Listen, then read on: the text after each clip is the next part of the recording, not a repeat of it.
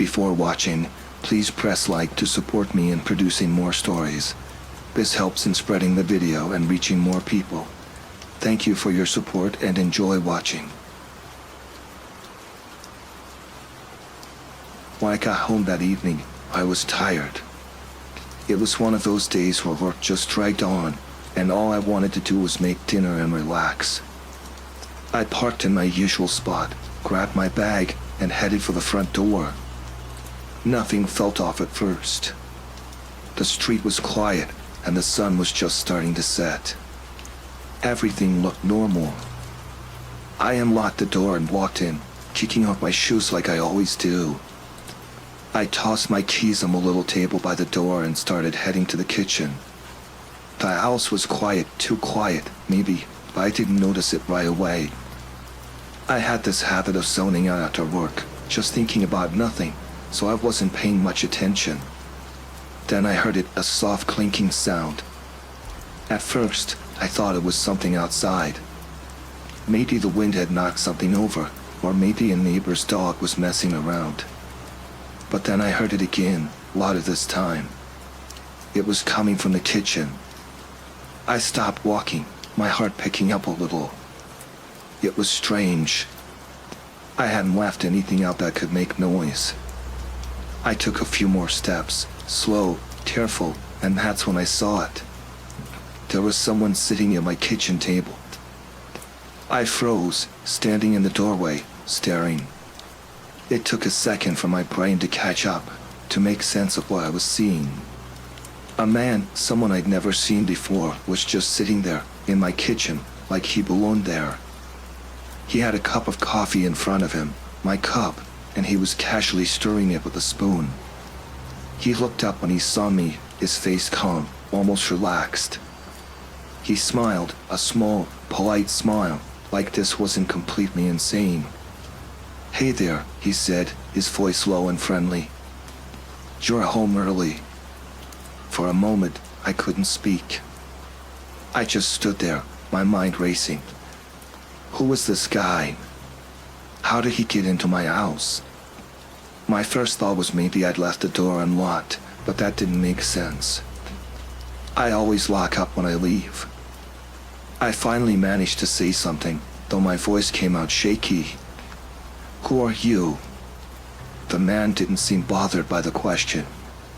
He just kept stirring his coffee like this was the most normal thing in the world. "I could ask you the same thing," he said, "but I won't. I already know." That threw me off. My stomach tightened, and I felt a cold sweat starting on the back of my neck. Something was wrong, really wrong.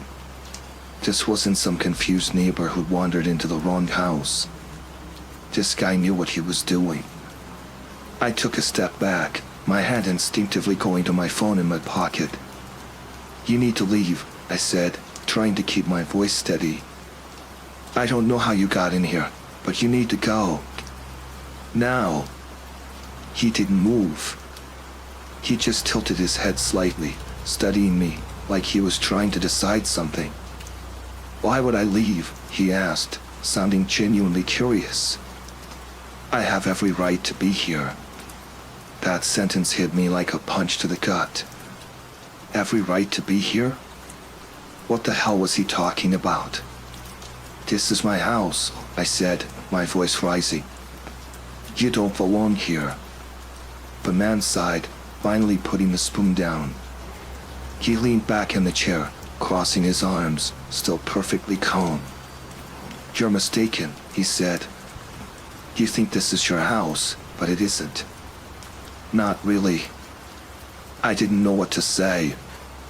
My heart was pounding now, adrenaline kicking in.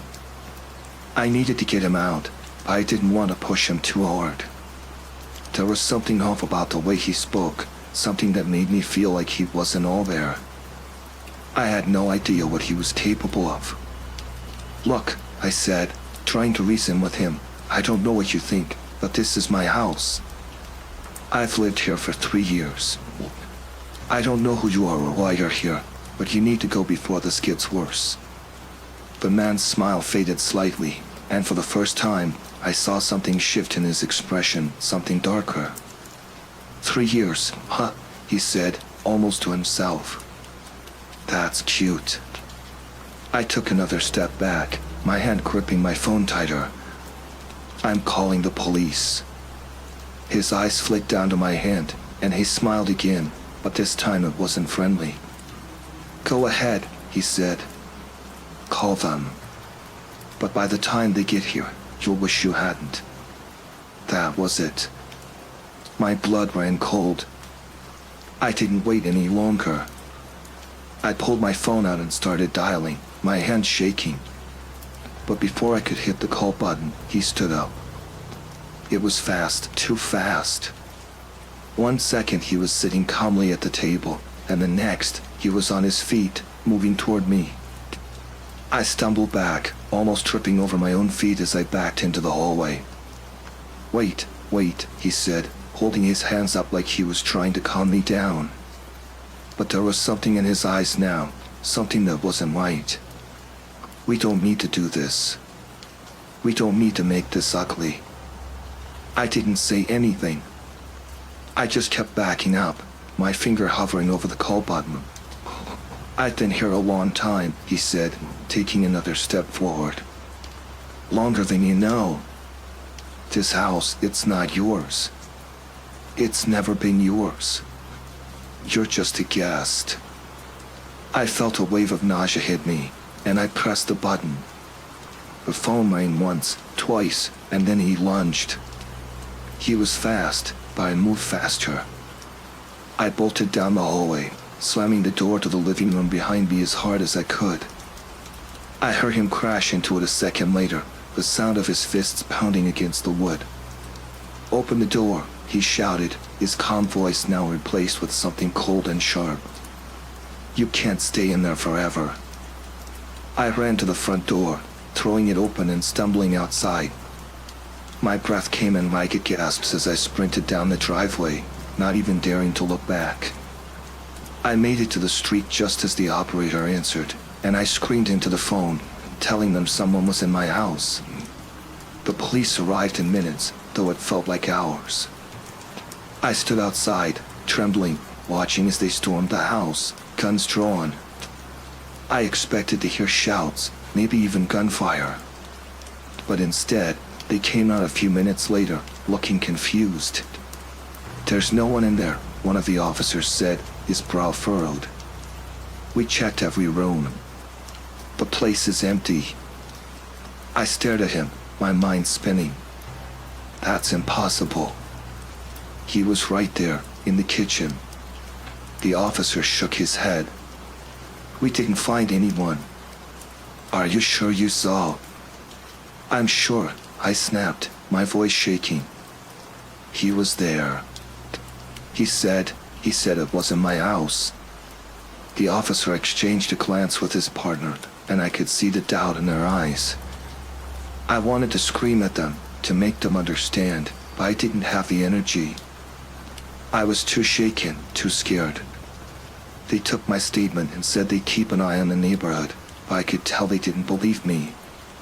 They thought I'd imagined it, that maybe I'd just been stressed or tired. But I knew what I saw. I knew what I heard. That night, I couldn't stay in the house. I packed a bag and went to a friend's place, telling myself I'd deal with it in the morning. But as I lay in bed, staring at the ceiling, I couldn't shake the feeling that he was still there, somewhere, waiting. I never went back to the house.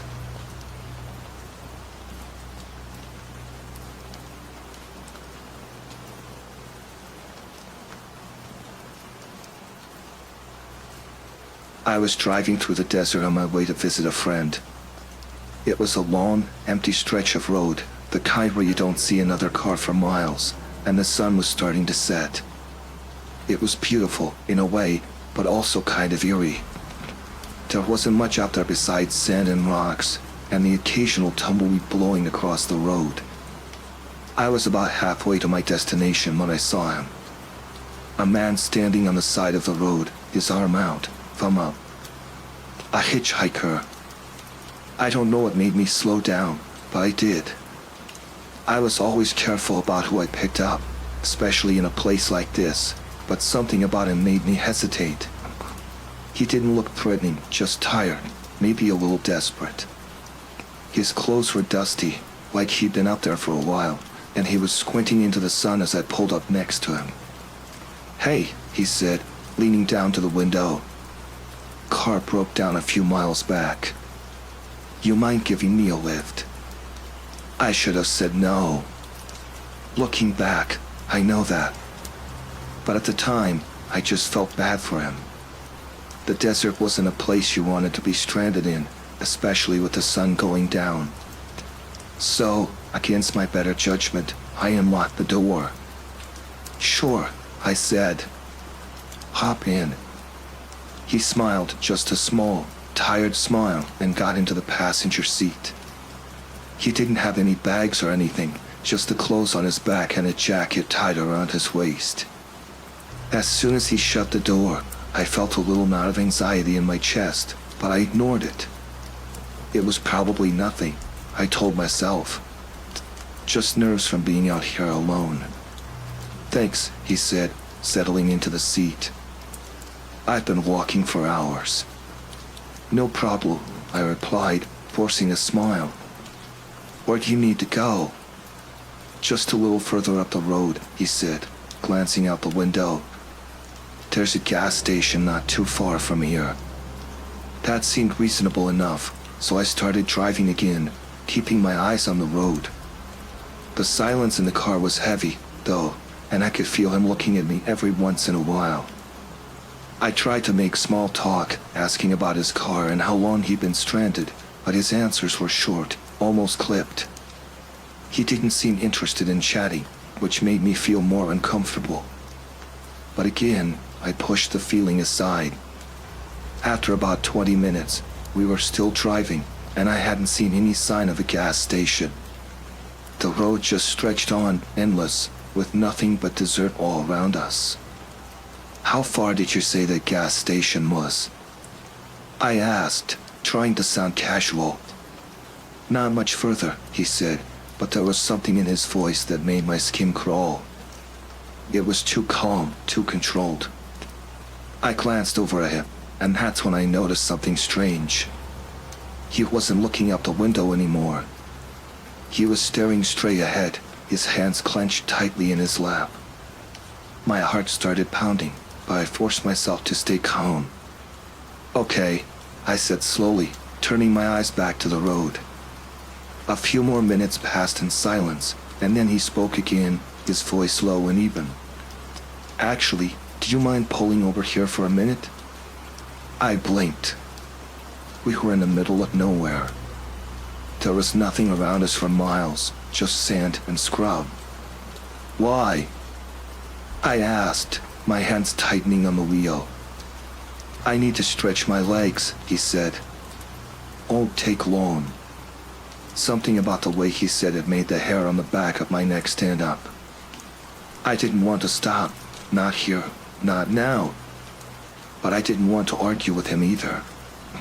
I could feel the tension in the car, thick and heavy, and my gut was screaming at me to keep driving. "I don't think it's a good idea to stop out here," I said, my voice coming out shakier than I intended. "We should just keep going until we find that gas station." He didn't respond right away, but I could see him shifting in his seat, like he was trying to decide something. Then, without warning, he reached over and grabbed the wheel.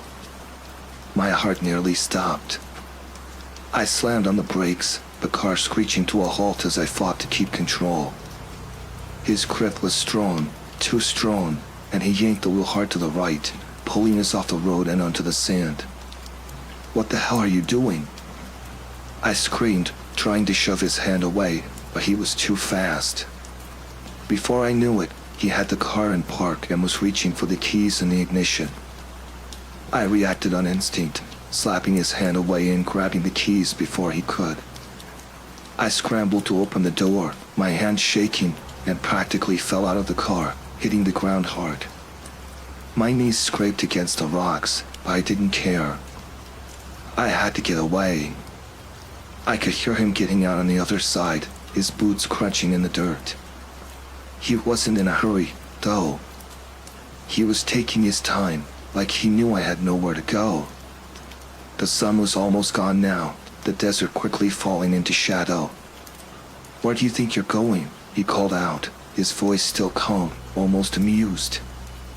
I scrambled to my feet, clutching the keys in my hand like a lifeline. My heart was pounding so hard I thought it might burst out of my chest. I looked around, desperate for something, anything I could use to defend myself, but there was nothing. Just endless desert in every direction. I turned and started running, my legs burning as I pushed myself harder than I ever had in my life. I didn't know where I was going, but I couldn't stay there. I could hear him behind me, his footsteps steady, unhurried. He wasn't chasing me. He didn't have to. He knew I couldn't outrun him out here. "Come on," he called, his voice carrying through the still air. "You're not gonna make it far. Just give up." I kept running, my breath coming in short, panic gasps. My chest ached, my legs were on fire, but I couldn't stop. I wouldn't stop. I glanced over my shoulder and saw him, still following me, a dark silhouette against the fading light. He wasn't rushing. He didn't need to. I don't know how long I ran, but eventually my legs gave out. I collapsed to the ground, gasping for air, the keys still clutched in my hand. I could hear him approaching, his footsteps slow and deliberate. This was it, I thought. This was how it was going to end. Out here, in the middle of nowhere, with no one around to help me. But then I remembered the car. The keys in my hand. I forced myself up, my entire body screaming in protest, and started running back toward the car. I could see it in the distance, just a small shape in the growing darkness. I didn't look back, didn't listen for his footsteps. I just ran. Somehow, I made it. I practically threw myself into the driver's seat, slamming the door behind me and jamming the keys into the ignition. The engine roared to life, and I didn't waste a second. I floored the gas pedal, the tires spinning in the sand before catching and launching the car forward. I glanced in the rearview mirror and saw him standing there, watching me drive away. He didn't try to chase me. He didn't need to. The look on his face said everything. He knew I wouldn't forget this. He knew I'd be looking over my shoulder for the rest of my life. I drove for hours, not stopping until I reached a town, my hands still shaking on the wheel. I never saw him again, but I can still hear his voice sometimes, in the quiet moments when I'm alone. I don't pick up hitchhikers anymore.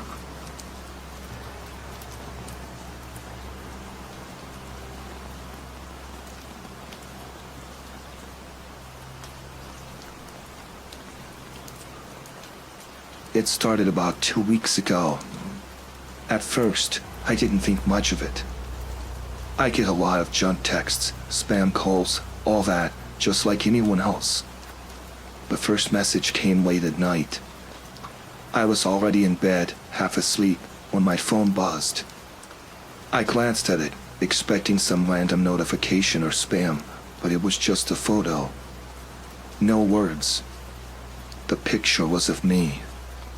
I was walking down the street, just leaving the coffee shop I go to most mornings. My head was down, and I had a cup in my hand. I remember that day. It was sunny, and I was running late for work. It didn't look like a selfie or anything like that, though it was clearly taken from a distance. It made me feel weird, but I figured maybe someone sent it by mistake. People take random photos all the time. I deleted it and went back to sleep. The next morning, there was another one. This one was from that same day. I was standing at the crosswalk, waiting for the light to change. It was a different angle, but it was definitely me. I stared at it for a minute, feeling uneasy, but again, I convinced myself it was just a coincidence. It had to be, right? but it didn't stop. The texts kept coming, always photos of me, always in places I recognized. Sometimes it would be from earlier in the day, sometimes from days before. They weren't just of me walking around, though. One was of me sitting at my desk at work. Another one was of me waiting in line at the grocery store. Someone was following me. The thought hit me hard, like a punch to the gut. I felt sick. How long had this been going on? How many pictures were there? I started going through my texts again, scrolling back to that first photo. My heart raced as I counted the messages. There were more than I realized. Most of them were taken in places I go regularly: my apartment building, the park near my office, the same coffee shop. But some were from places I didn't even notice anyone near me, places where I was sure I was alone. That's when I realized it wasn't random. Whoever was sending these photos knew where I would be. They knew my routine. They were watching me. I didn't know what to do. Should I go to the police? What could they even do with some pictures?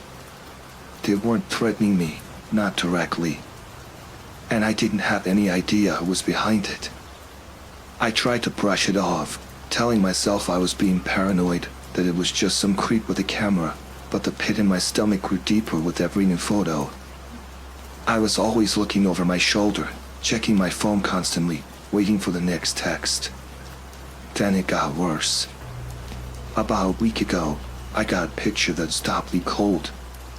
It was me again, but this time I was standing in the doorway of my apartment. My hand was on the doorknob, and I was looking over my shoulder like I had heard something. I didn't remember that moment at all, but the timestamp on the text was from earlier that same day. That picture was taken from inside my apartment. I stared at it for a long time, my mind racing. I had locked the door. I was sure of it. I always locked the door. How did they get inside? Was it taken while I was home? Were they still there when I got back? The thought made my skin crawl. I rushed to check the locks on the windows, the door, but everything was secure. There was no sign of a break-in, nothing out of place. But I couldn't shake the feeling that someone had been inside. I didn't sleep that night. The next day, I got more photos. This time, they were closer. A picture of me brushing my teeth in the bathroom mirror, another of me sitting on the couch watching TV. I hadn't even heard my phone buzz when they came in. Whoever was doing this was either incredibly quiet or they were using some kind of remote camera. Either way, it didn't matter. I felt trapped, violated, like I couldn't even be safe in my own home. I tried to think of who it could be. A neighbor? Someone from work? I even considered the possibility that it was someone I knew, maybe a friend messing with me, but none of it made sense. Nobody I knew would do something like this, and certainly not to this extent. I decided to change my routine. I started taking different routes to work, going to different coffee shops, avoiding the usual places I went. I even changed the locks on my apartment, just in case. But it didn't matter.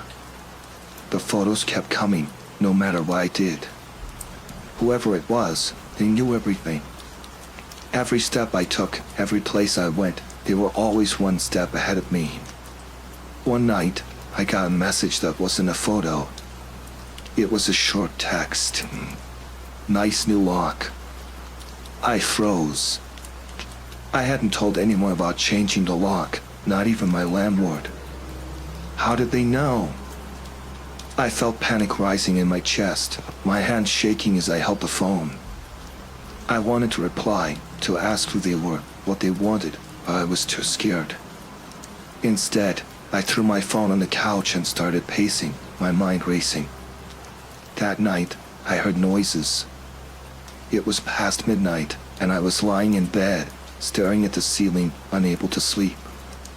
Then I heard a faint creak, like someone was moving around in the hallway. I shot up, my heart pounding. I held my breath, listening, but everything was quiet again. Maybe it was just the building settling, I told myself, but I couldn't shake the feeling that someone was out there. I grabbed my phone and checked the front door through the peephole. Nothing. I opened the door, just a crack, and peered into the hallway. It was empty. But when I stepped back inside, I saw it. Another photo. This time, it was lying on the floor, right in front of the door. It wasn't a text this time. It was a printed picture. My blood ran cold as I picked it up. It was a picture of me, standing in the hallway, just like I had been a few seconds ago, looking through the peephole. I was done. I grabbed my phone, my wallet, and my keys, and I left. I didn't care where I went, I just needed to get out of there. I got into my car and drove, not even thinking about where I was going, just putting as much distance between me and my apartment as I could.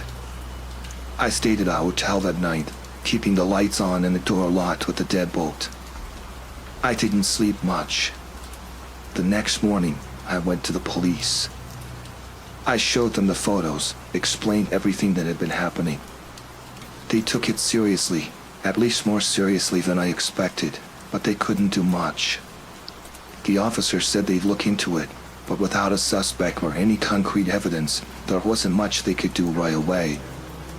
I haven't been back to my apartment since. I don't know if I can.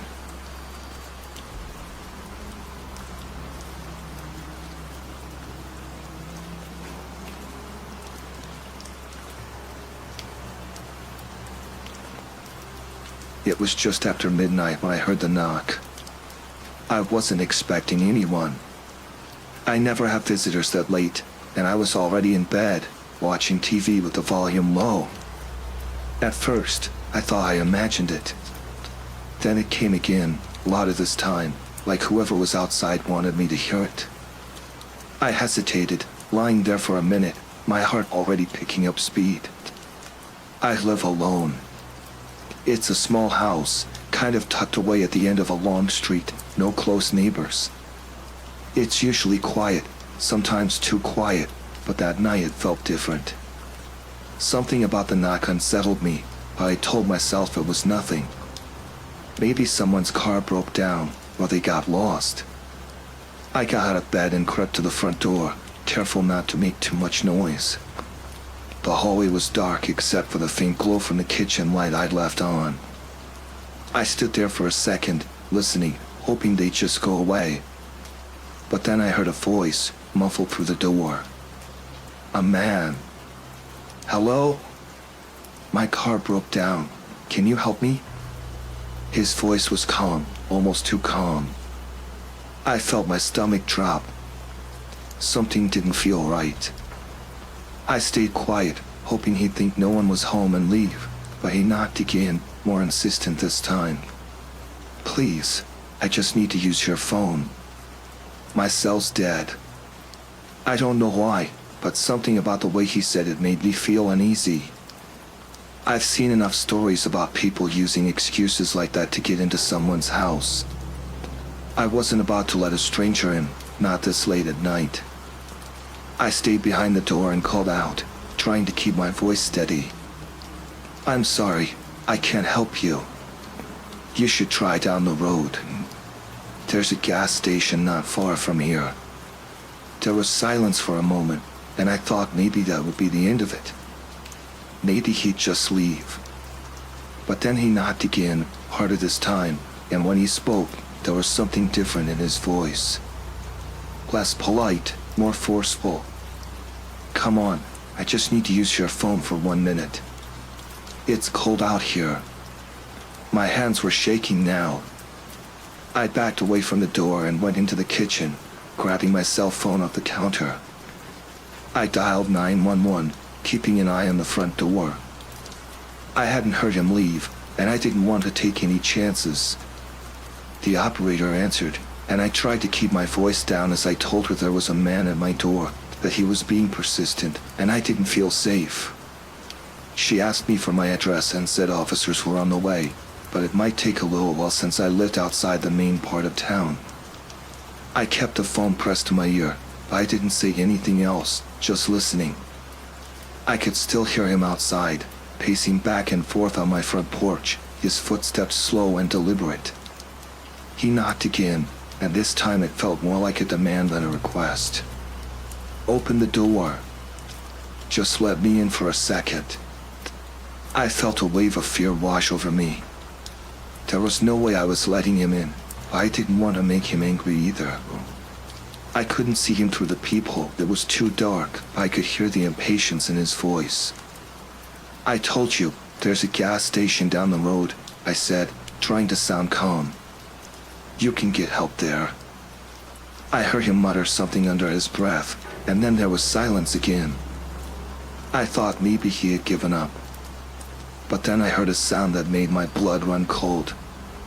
It was the doorknob, rattling like he was trying to turn it.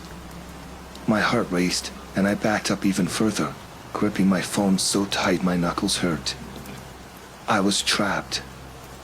I couldn't leave through the back door because it was stuck, old house, old problems. And I wasn't about to confront him. Then he spoke again, his voice lower now, almost a whisper, but I could still hear the anger underneath. "Why are you being like this?" "I just want to come inside." I didn't respond. I didn't know what to say. The 911 operator was still on the line, but I didn't want to speak and make any noise. I just stood there, frozen, listening to the doorknob rattle. After a few minutes that felt like an eternity, I heard him stop.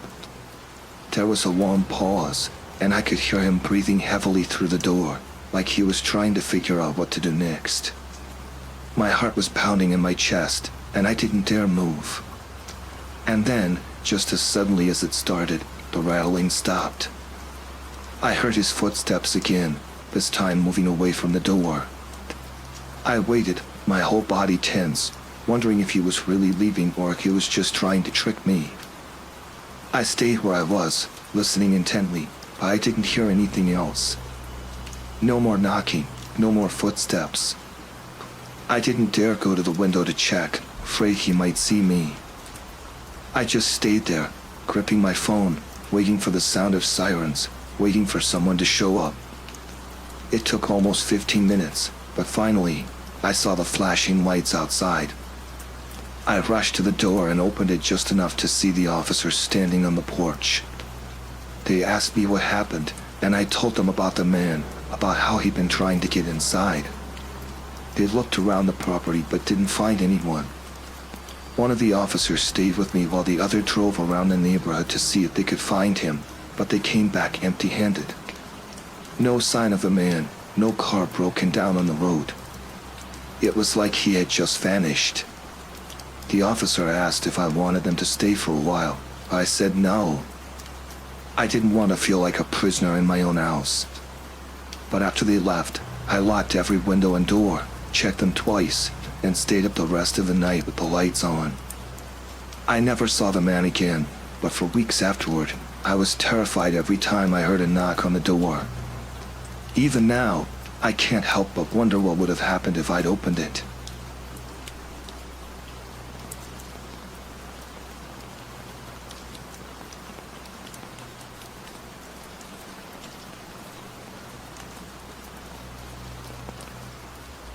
I always liked the solitude of camping. Not the kind where you're surrounded by other campers, but real camping. Deep in the woods, away from everything. It's the only time I feel like I can really clear my head. No distractions. Just the quiet of the trees and the crackle of a fire. This time, I picked a spot about 6 hours from home, way off the main roads. No cell service, no people. I figured I'd stay for a couple of days, maybe do some hiking and just enjoy the peace. I set up my tent next to a small stream and got everything organized. By the time I had the fire going and my gear sorted, the sun was already sitting behind the trees, casting long shadows across the forest floor. The first night was fine. Typical stuff, crickets, wind rustling through the leaves. I slept pretty well. The second day, I hiked for a few hours and didn't see a single person. I remember thinking how perfect it was, how lucky I was to find a spot this secluded. I got back to camp late in the afternoon, cooked up some food over the fire, and settled in for another night under the stars. It wasn't until well after dark that things started to feel off. I was sitting by the fire, staring at the flames, when I thought I heard something. It wasn't loud, just a faint rustling in the distance. At first, I figured it was an animal, maybe a deer or something moving through the underbrush. But then I heard it again, closer this time. It sounded more like footsteps, slow and deliberate. I stood up and listened, holding my breath. The fire crackled, but beyond that, everything was quiet. I told myself it was just my imagination, maybe the wind or a raccoon. But I couldn't shake the feeling that I wasn't alone anymore. I grabbed my flashlight and shined it into the trees around the campsite. Nothing. Just shadows and the occasional flicker of light reflecting off the leaves. I sat back down, but I couldn't relax. Every few minutes, I'd hear another noise, a twig snapping, leaves crunching. Always far enough away that I couldn't tell for sure what it was, but close enough to keep me on edge. It was around midnight when I heard the voices. At first, I thought I was imagining it. They were faint, almost like they were carried on the wind. I stood up again, my heart pounding. This time, I was sure. There were people out there, talking quietly. I called out, "Hello? Anyone out there?" No answer. Just a soft murmur of voices, like a group of people whispering to each other. I shined the flashlight into the trees again, sweeping it back and forth. I couldn't see anyone.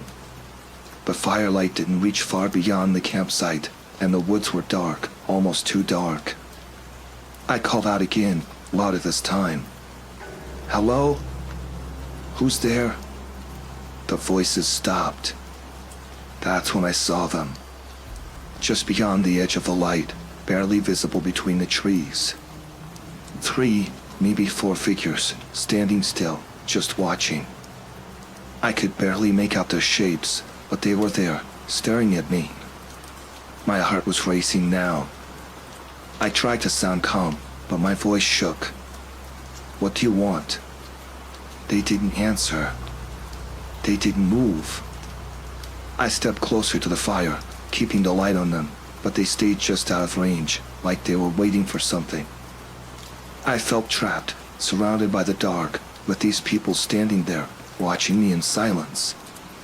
"Look," I said, trying to sound more confident than I felt. "If you're lost, I can help you find your way back, but you need to say something." Nothing. No movement, no sound. Just them, standing there in the shadows. I don't know how long I stood there, waiting for them to do something. It felt like forever. Then, one of them finally moved. A slow step forward, just enough to come into the light. He was tall, wearing dark clothes, his face mostly hidden by a hood. But I could see enough. His eyes were locked on me, cold, expressionless. He didn't say a word. I took a step back, feeling the heat from the fire against my legs. I wanted to run, but my tent, my car, everything was right there, behind me. I couldn't just leave it all behind. I thought about grabbing the hatchet I'd brought, but it was in the tent, and I didn't want to turn my back on them. "Listen," I said, my voice shaking. "I don't know what you want, but I think you should go." The man didn't respond. Instead, he tilted his head slightly, like he was studying me, and then I saw the others start to move. Slowly, they stepped closer, just a few feet at a time, like they were trying to close the distance without scaring me off. I felt a wave of panic wash over me. This wasn't right. They weren't lost. They weren't here by accident. They were circling me, moving in like predators. I grabbed a burning log from the fire and held it out in front of me, the flames casting long shadows across the trees. "Stay back," I warned. "I swear to God, I'll use this." They stopped, just for a moment, as if they were deciding what to do next. Then the man in the hood took another step forward, his hand reaching into his jacket. I didn't wait to see what he was pulling out. I threw the log hard, and it hit the ground in front of him, sending sparks flying. For a second, they all froze, and I took my chance. I grabbed my flashlight and ran for the tent, my heart pounding in my chest. I didn't bother packing up my gear. I just grabbed the car keys and bolted for the trail. Behind me, I could hear them shouting now, their footsteps pounding against the ground as they chased after me. I didn't dare look back. I sprinted through the trees, barely able to see in the dark, the flashlight bouncing in my hand as I ran. I could hear them getting closer, their voices growing louder, more aggressive. I stumbled over a root, nearly falling, but I caught myself and kept running, my lungs burning with every breath. The trail seemed longer than I remembered, and I wasn't sure if I was even going the right way anymore. But I couldn't stop. I knew if I did, they'd catch me. After what felt like forever, I finally saw the outline of my car through the trees. I ran for it, fumbling with the keys, my hands shaking so badly I could barely get the door open. I jumped inside, slamming the door behind me, and hit the lock button just as I saw the first of them break through the trees, running toward me. I jammed the key into the ignition and started the engine, my hands still shaking. The headlights lit up the trail, and I saw them, 3 men, all standing there, just a few feet from the car, their faces hidden by the shadows. I didn't wait. I floored it, the tires kicking up dirt as I sped down the trail, away from the campsite, away from them. My heart was still pounding, adrenaline coursing through me as I drove as fast as I could. I didn't stop until I hit the main road, miles away. Only then did I pull over, my hands gripping the steering wheel so tight my knuckles were white. I sat there for a long time, just trying to catch my breath, my mind racing. I never went back for my gear.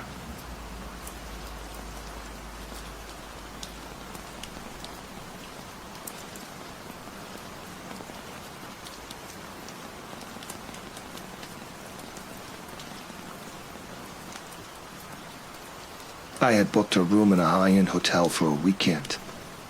It was one of those trips I'd been looking forward to for a while, a break from everything.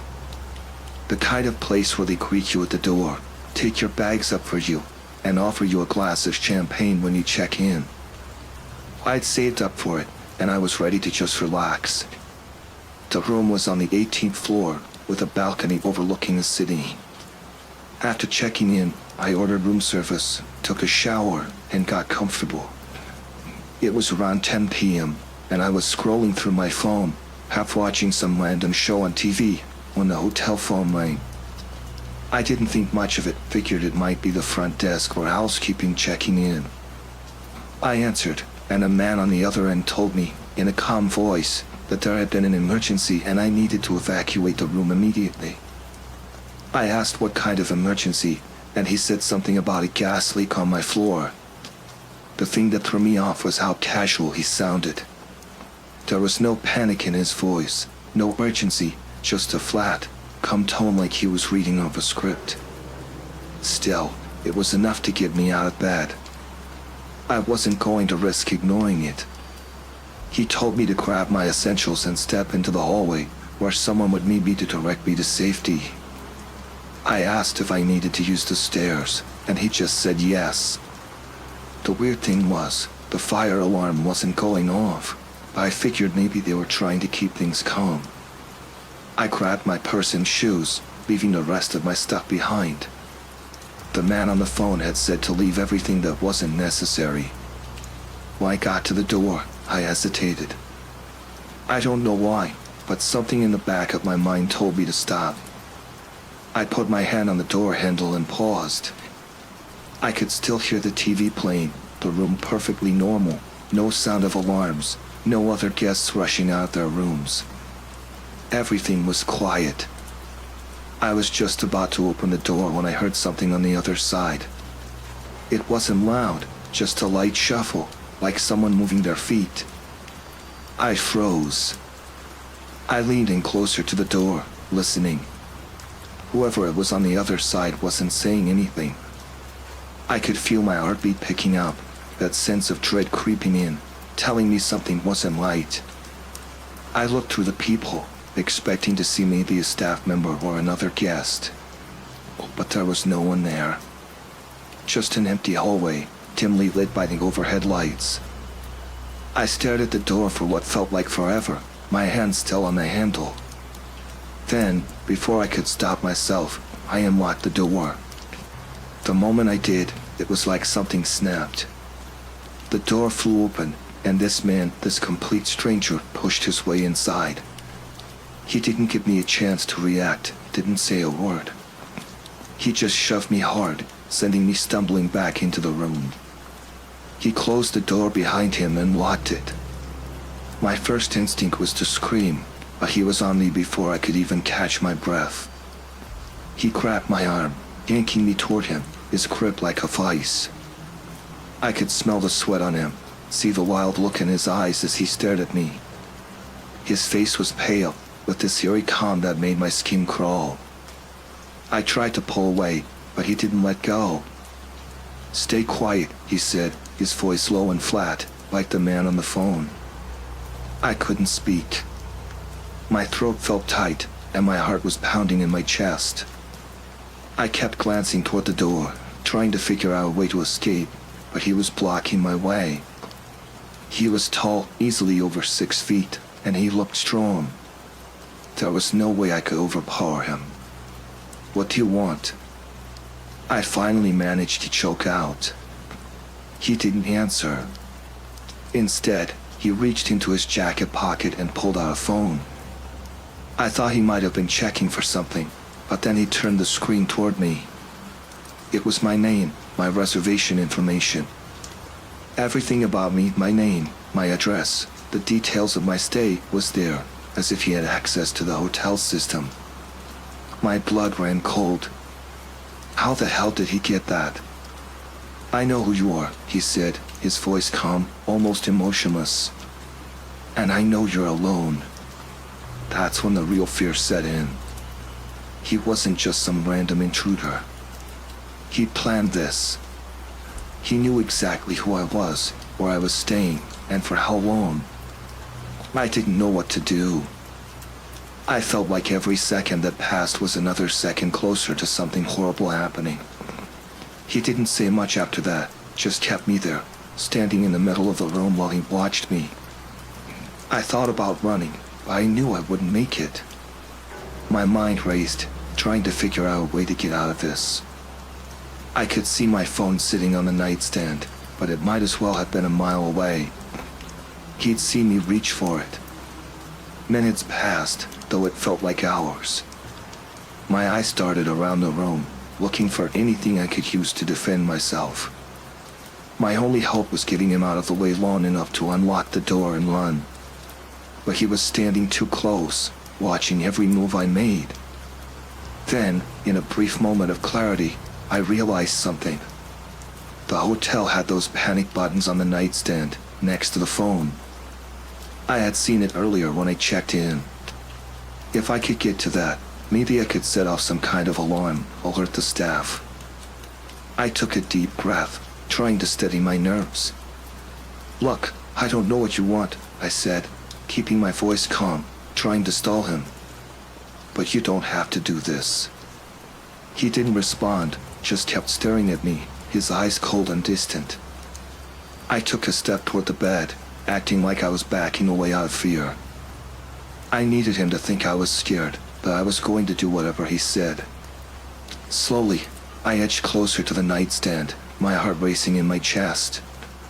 He watched me, but he didn't move, didn't seem to notice how close I was getting to the panic button. When I was finally close enough, I made my move. I lunged for the nightstand, my hand slamming down on the button. I expected a loud alarm, something to happen immediately, but there was nothing. No sound, no flashing lights.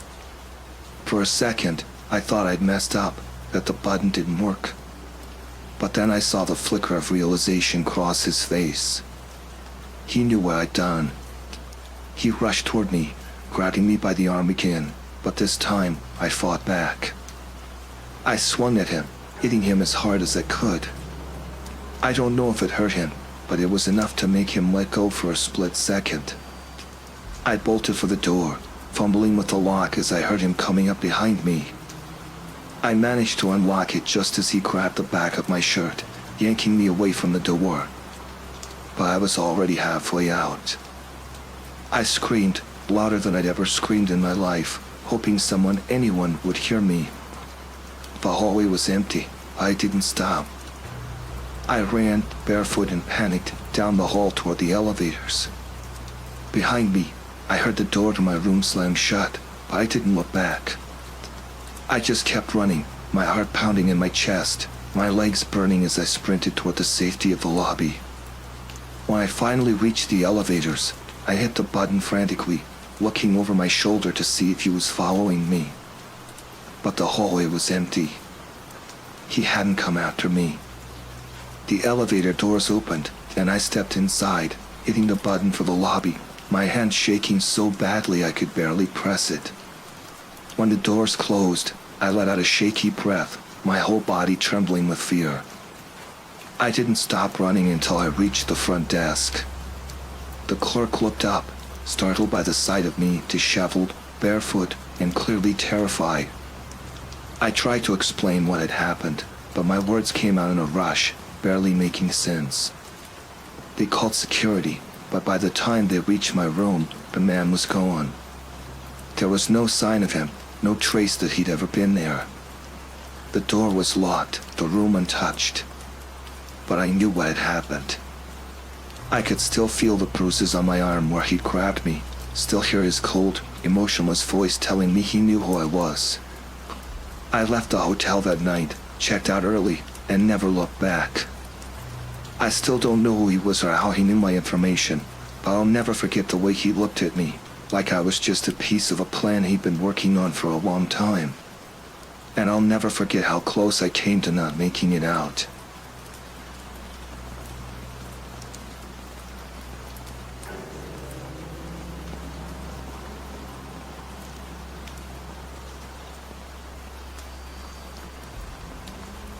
It was one of those nights where I just wanted to get home.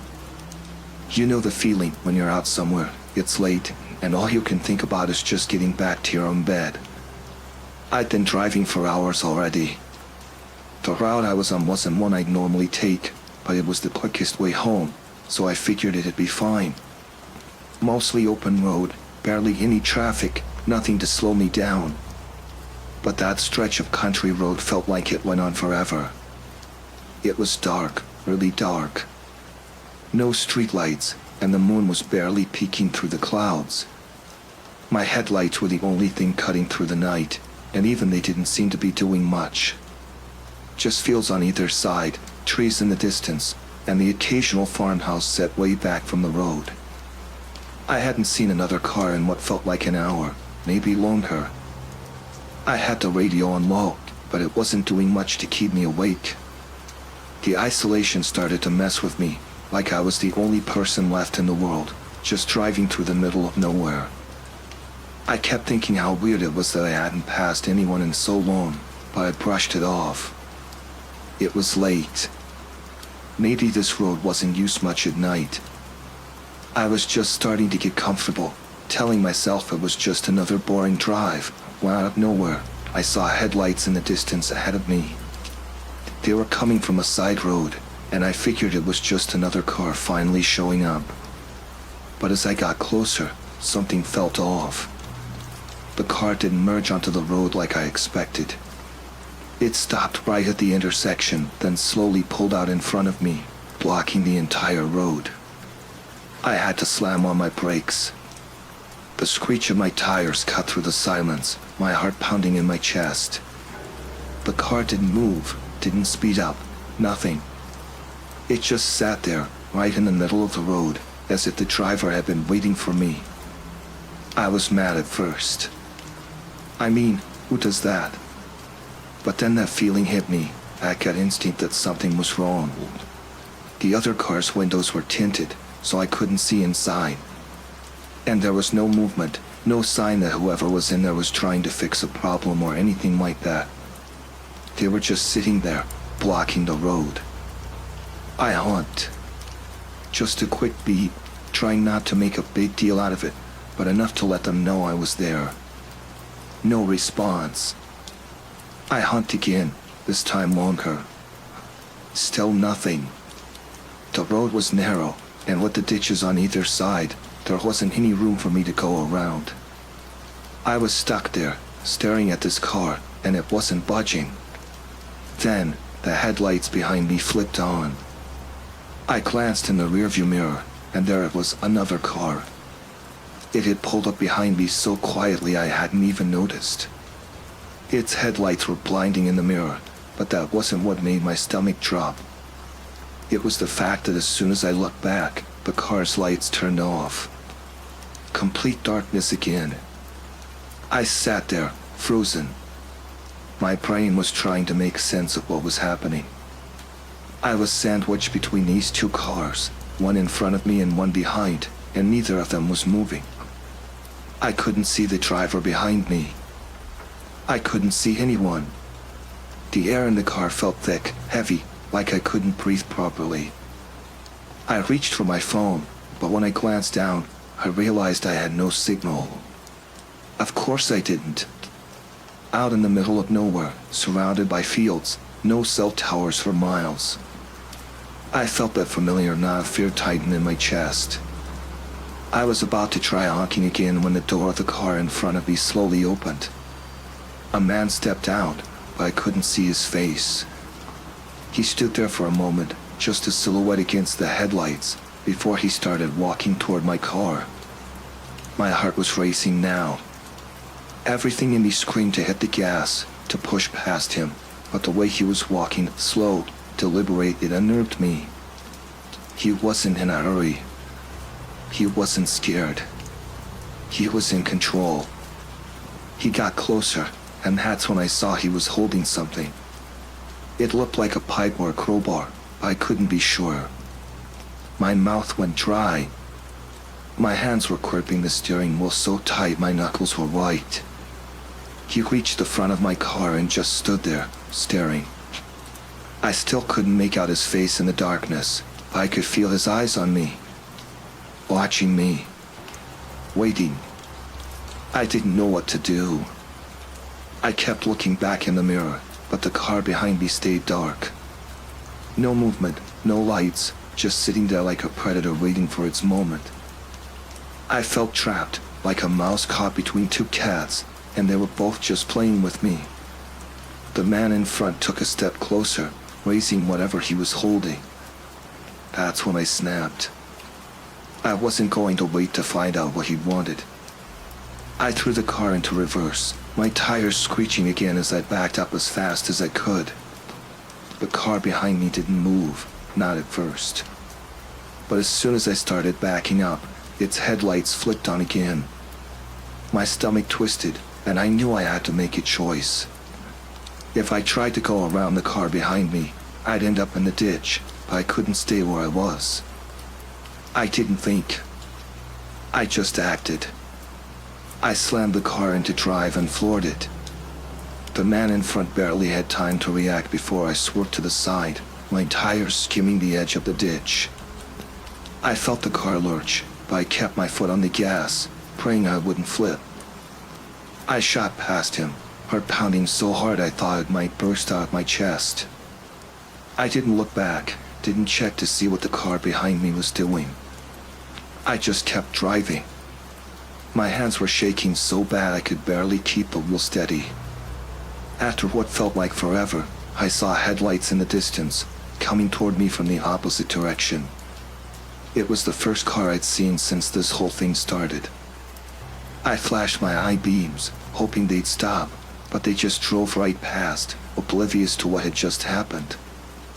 I didn't stop driving until I saw the lights of a gas station up ahead.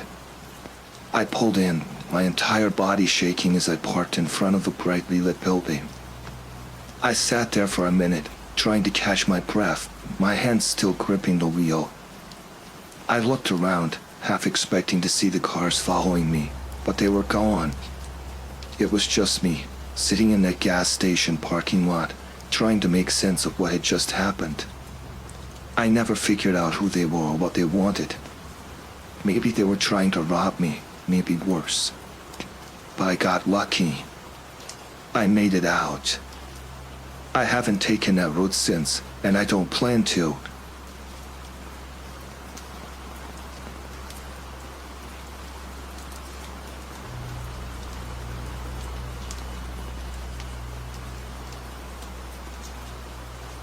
It started small, almost too small to even notice at first. I'm a pretty private person at work, you know? I come in, do my job, and go home. I've always kept my personal life separate from my work life. But lately, it felt like there was someone watching a bit too closely. His name was Mike. He worked in the office down the hall, but we didn't really interact much beyond the usual pleasantries in the break room. He was quiet, always kept to himself, so I didn't think much of him. But then, out of nowhere, he started asking these strange questions. At first, it was stuff like, "What are you doing this weekend?" or "Where do you like to hang out after work?" Innocent enough, right? But then it got more specific. "Where do you live, by the way? Or do you live alone?" That one really caught me off guard. I laughed it off, tried to steer the conversation in another direction, but he kept pushing. "You must live in a nice neighborhood. You seem like someone who'd have a good setup at home." I brushed it off, told myself he was just making small talk, maybe being a little awkward. But I couldn't shake the feeling that something was off. One evening, I was leaving work later than usual. The parking lot was mostly empty, except for a few cars, including Mike's. I didn't think much of it until I noticed him standing near the entrance, leaning against the wall like he was waiting for someone. When he saw me, he waved, smiled, and started walking toward me. "Late night, huh?" he said, like we were old friends. "Yeah," I replied, keeping my voice casual, but my guard was up. Just trying to catch up on some things. He nodded, but instead of walking to his car, he just stood there, watching as I unlocked mine. "You want some company? Maybe grab a drink after work." I hesitated. This was getting weird. I didn't want to be rude, but something about his tone, the way he was looking at me, made me uneasy. "No, thanks," I said. "I'm just gonna head home." He didn't say anything else, just stood there watching as I got into my car and drove away. The whole drive home, I couldn't stop thinking about how strange that interaction had been. I told myself I was overreacting, that he was probably just being friendly. But then it started happening more often. He'd show up outside my office when I wasn't expecting him, asking about my plans, what I was doing after work, if I wanted to grab a coffee. I kept saying no, trying to keep it polite, but firm. I didn't want to give him the wrong idea. But the more I pushed him away, the more persistent he became. One morning, I came into the office, and there was a note on my desk. No name, just a short message that said, "We should hang out sometime. I think we get along really well." I knew it was from him. The handwriting matched his, and the way it was written felt like the way he talked to me. It was unsettling, but I didn't want to make a big deal out of it. I crumpled up the note and threw it away, hoping that would be the end of it. It wasn't. I started noticing him more and more. Not just at work, but outside of it. I'd be walking to my car, and I'd catch a glimpse of him in the parking lot, just sitting in his car, watching. I tried to convince myself it was a coincidence, but then one night, as I was leaving the grocery store, I saw him again. He was standing by the entrance, watching as I loaded my groceries into my car. I froze for a second, unsure of what to do. He didn't approach me this time, but he didn't have to. The way he just stood there, staring, sent a chill down my spine. I got in my car as fast as I could and drove home, heart pounding the whole way. That's when I knew something was really wrong. This wasn't just a coincidence. He was following me. I started being more careful, looking over my shoulder while I left work, checking my rearview mirror on the way home. But no matter how much I tried to shake the feeling, he was always there, lurking in the background. One evening, after another long day at work, I got home and locked the door behind me. I had just started to relax when I heard a noise outside my apartment. It was subtle, just a shuffle of footsteps, but it was enough to set off alarm bells in my head. I peeked through the peephole and felt my stomach drop. It was Mike. He was standing outside my door, looking down at his phone, like he was waiting for something. I stepped back from the door, my heart racing. How the hell did he know where I lived? I hadn't told anyone at work my address, and I certainly hadn't told him. I felt trapped, panicked, unsure of what to do. Should I call the police? Confront him? I decided to wait it out, hoping he would leave. But after what felt like an eternity, he knocked. It wasn't a loud knock, more like a tap, like he didn't want to draw too much attention. I didn't answer. I stood frozen in the middle of my living room, barely breathing, hoping he'd give up. But he didn't. He knocked again, a little louder this time. "I know you're in there," he called out. I just wanted to talk. My hands were shaking as I grabbed my phone, dialing 911. The operator's voice was calm as I explained the situation, but I could hear the fear in my own voice. I kept my eyes on the door, terrified that he might try to break in. "I'll send someone over right away," the operator assured me. Mike knocked again, harder this time. "Come on," he said, his voice taking on an edge. "Don't make this difficult." I was paralyzed with fear, but the sound of distant sirens snapped me out of it. I could hear them getting closer, and for the first time that night, I felt a small glimmer of hope. Mike must have heard them too, because suddenly, the knocking stopped. I crept back to the peephole and saw him walking away, disappearing down the stairs just as the sirens pulled up outside my building. The police arrived, and I told them everything. They took my statement, but there wasn't much they could do. Mike hadn't technically broken any laws, and he was nowhere to be found by the time they got there. They advised me to get a restraining order, but they couldn't guarantee it would keep him away. I didn't sleep that night.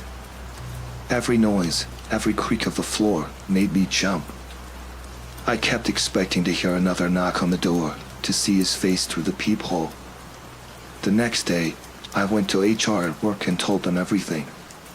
They took it seriously, thankfully, and said they'd handle it. Mike didn't show up to work that day, and I didn't see him again after that.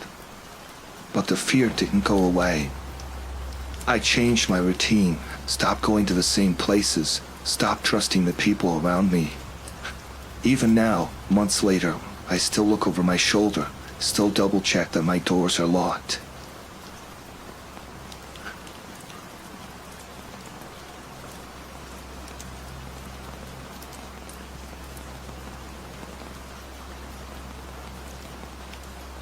It was a little after midnight when I left the bar.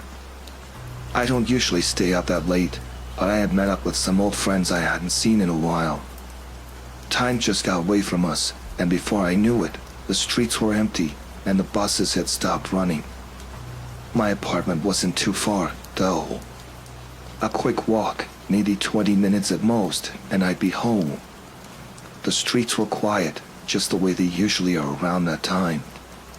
A couple of distant cars, the occasional hum of someone's TV through an open window, but mostly just empty sidewalks and closed shops. I wasn't really paying attention to much, just walking and thinking about getting home to crash for the night. But then, maybe 10 minutes into the walk, I noticed something that made me stop. Footsteps. At first, I thought it was just an echo of my own steps bouncing off the buildings, but it was too steady, too deliberate. I slowed down, and they slowed too. I picked up the pace, and sure enough, they sped up right along with me. I glanced over my shoulder, not wanting to be obvious about it. There was someone behind me, about 50 feet back, just barely visible in the dim streetlights. I couldn't make out any details, just a shape, a person, walking at the same pace as me, not trying to overtake me but not falling behind either. I kept walking, my heart picking up speed with each step. I told myself not to panic. It's a public street, people walk late at night all the time, right? Maybe they just happen to be going the same way. I tried to shrug it off and focus on getting home. But no matter how much I tried to ignore it, the footsteps stayed with me. Every corner I turned, every change in speed, they were there, right behind me. I could feel the tension building in my chest, a creeping sense of unease that I couldn't shake. It was like having someone's eyes on the back of my neck, even though I didn't want to look back. Finally, I couldn't take it anymore. I stopped in my tracks, turning around to confront whoever it was. The street was empty. No one was there. I stood there for a moment, just staring at the spot where I was sure I had seen someone only seconds before. My heart was pounding, and I felt a cold sweat break out across my skin. Maybe they had ducked into a side street or behind a parked car. But the whole block was open, no alleys or places to hide. It didn't make sense. I turned back around, ready to keep walking, but then I saw them. They were ahead of me now.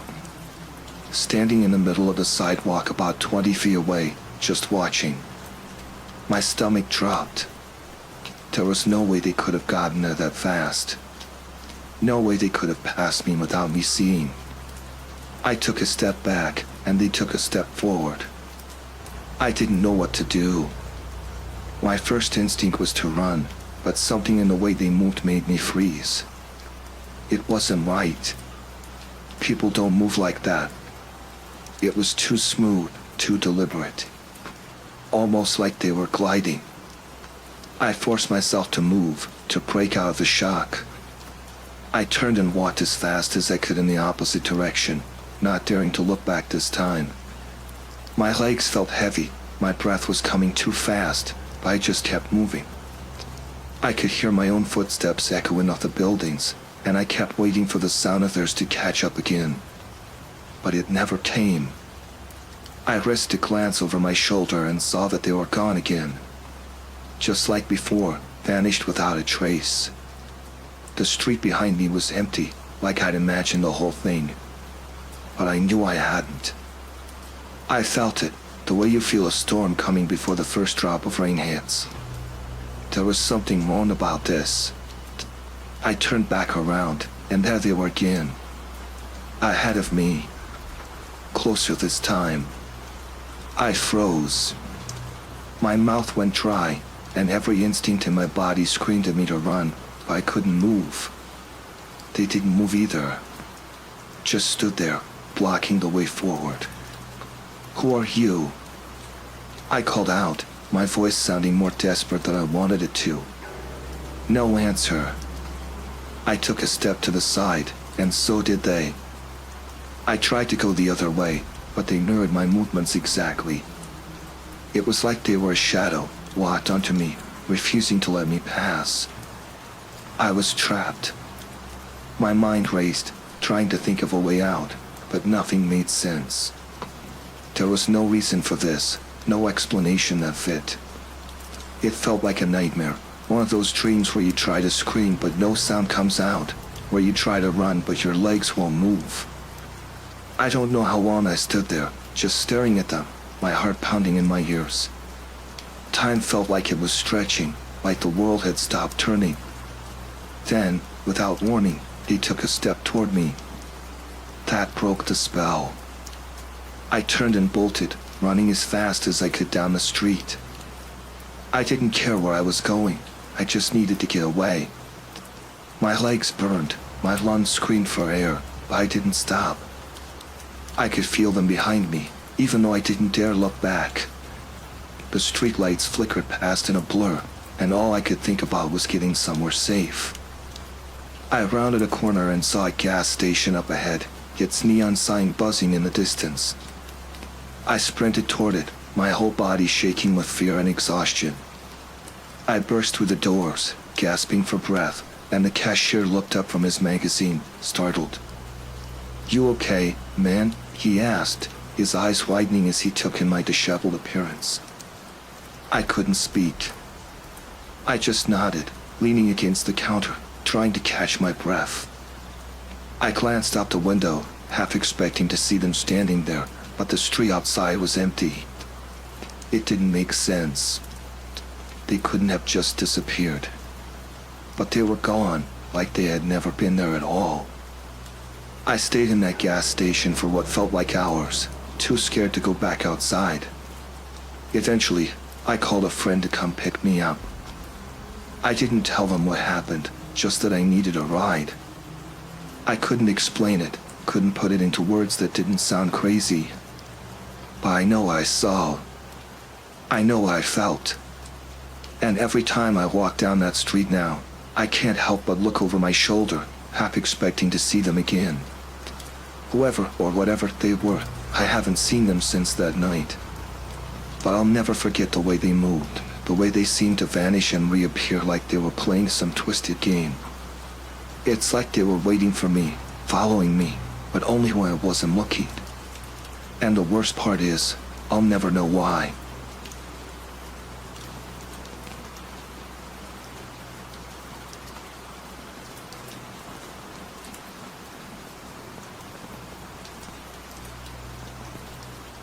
I moved into the house about 2 months ago. It was just me and my dog, Bella, in a quiet neighborhood on the edge of town. It wasn't the best area, but the rent was cheap, and I liked the backyard. There was this old shed out back that came with the place. It looked like no one had used it in years, covered in ivy and a rusted padlock hanging from the door. I didn't pay much attention to it at first. I figured it was probably full of old junk, nothing useful. For the first few weeks, everything was fine. I spent most of my time fixing up the inside of the house, painting, unpacking, getting settled.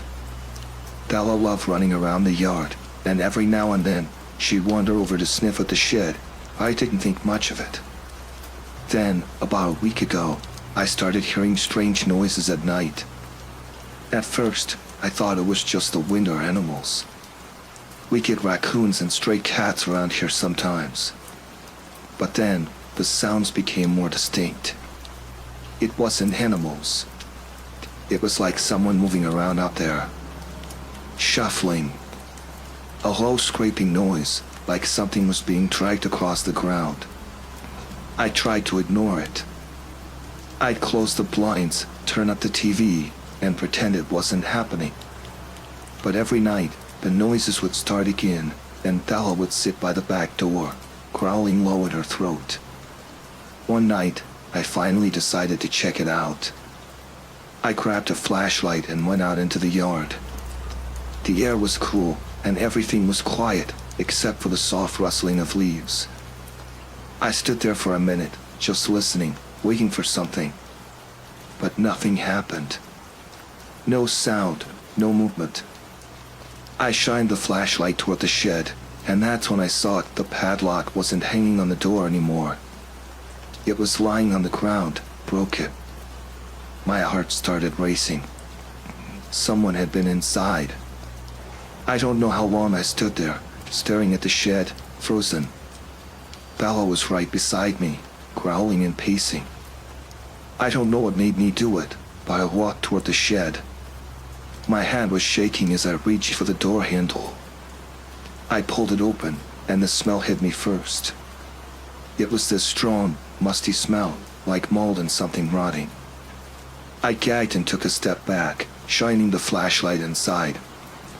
There, in the corner, was a man. He was crouched down, his arms wrapped around his knees, staring at me with wide, wild eyes. His clothes were filthy, and his hair was greasy, hanging in matted clumps. I couldn't speak. I just stood there, holding the flashlight on him. He was the first one to break the silence. "I'm not gonna hurt you," he said, his voice hoarse like he hadn't spoken in a while. "I've just been staying here. I didn't think anyone lived here."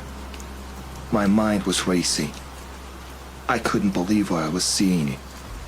This man had been living in my shed right behind my house for God knows how long.